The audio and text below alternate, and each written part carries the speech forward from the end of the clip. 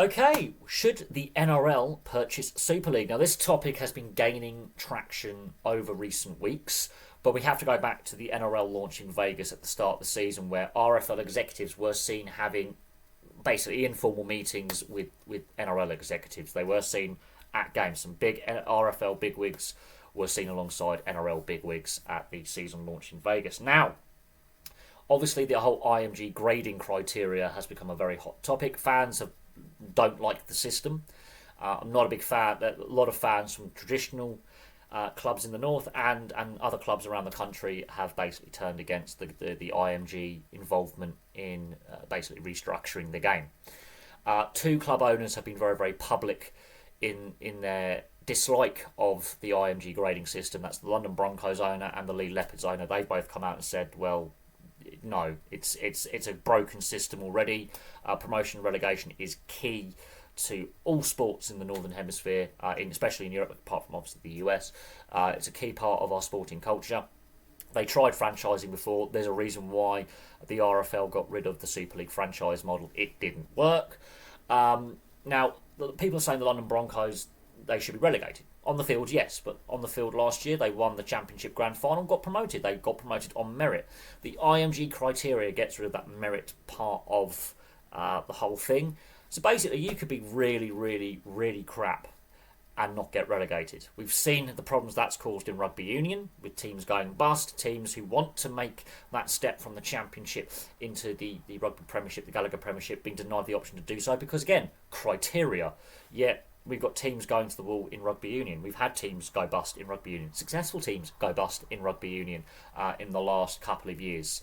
Quite sad, really. And it seems rugby league wants to copy rugby union's sort of closed shop model. Fans don't agree with that.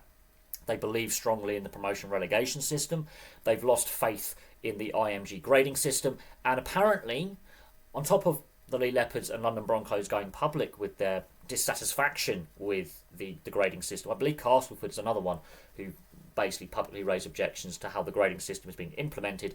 Around 8 to 9 clubs currently in the Super League are now turning against the IMG grading criteria. That's over 2/3 of the league have basically said we're not happy with 3/4 of the league even are not happy with how IMG are grading things. Basically, it protects a couple of clubs. It makes sure a couple of clubs continually win, which is Leeds, St Helens and Wigan. They will therefore, under this grading system, well, they can never get relegated. Even if they were the bottom of the league at the end of this season, hypothetically, could never get relegated.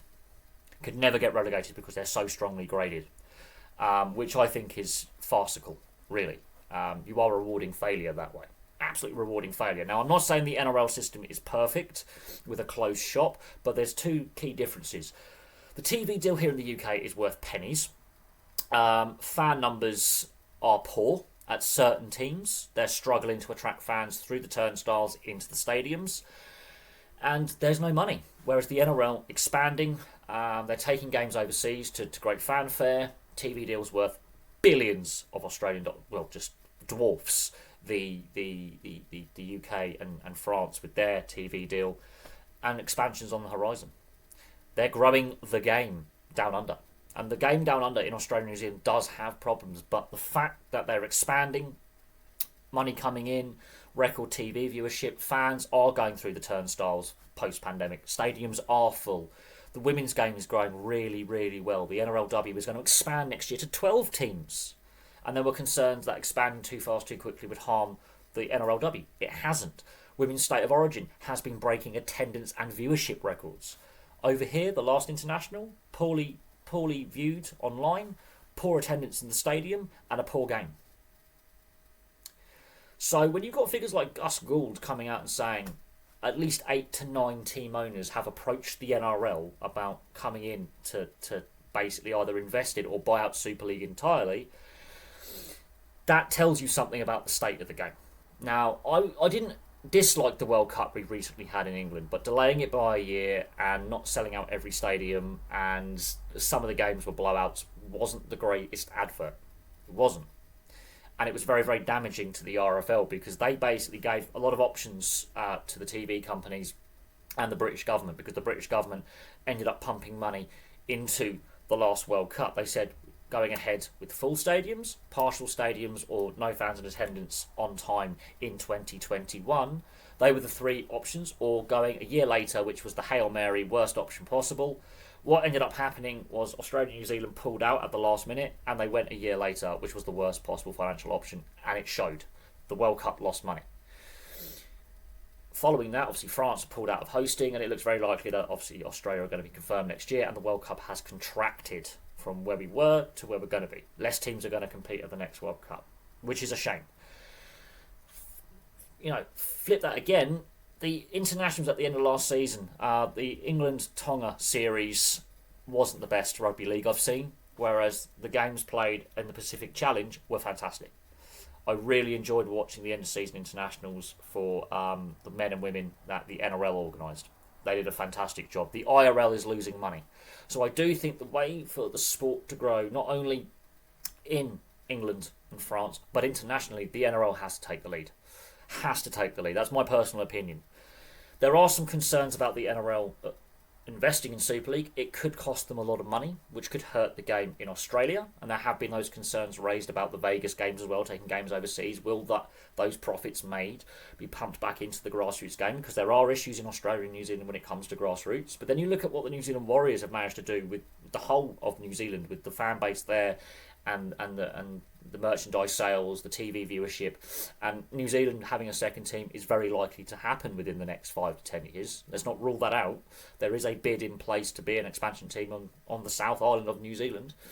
So there is growth in New Zealand, there's growth in Australia, but at the same time there are concerns, and I completely understand the fans' concerns about the NRL Vegas games, although they've gained attraction all of their own. Now, yes, the TV deal and the viewership and striking the right balance with the broadcasters in America is important, and promoting the game properly is important, but I do think it's looking more and more likely the NRL will buy Super League or buy a stake in Super League to inject some funds. Concerns I have, will that become a bit of a money pit for them and actually harm the game in Australia? Because I prefer the game in Australia and New Zealand. Now, admittedly, the last couple of weeks I haven't watched any games because the Euros have been on. So my focus has been on the Euros. And then Paul Kent getting sacked by Fox Sports and the Daily Telegraph blew up the channel. And people have been asking me to do more NRL content. And the fact that I've stayed away from doing a video on the NRL purchasing Super League or potentially purchasing Super League because it's all rumour mill at the moment, I think now is gaining traction where the NRL are seriously considering it. They have to do it right. We've seen the Super League make some really bad blunders in regards to growing the game in Europe. The Toronto Wolfpack was a disaster for a variety of reasons. It was never going to work anyway. Them going bust was a massive embarrassment, and unable to finish the 2020 season was a massive embarrassment for Super League. Cost them a lot of money. The Ottawa Races never played a game in Ottawa. They moved to Cornwall, rebranded as Cornwall Rugby League Football Club. And they're doing all right now. They've started to stabilise in League One, and they are making progress. The Canadian experiment didn't work for Super League. However, I do think the NRL has a solid starting point with their games being taken to Vegas and trying to grow the sport in the US. I honestly believe the NRL is the right body to take the game forward internationally. The IRL announced losses of over $500 million last year.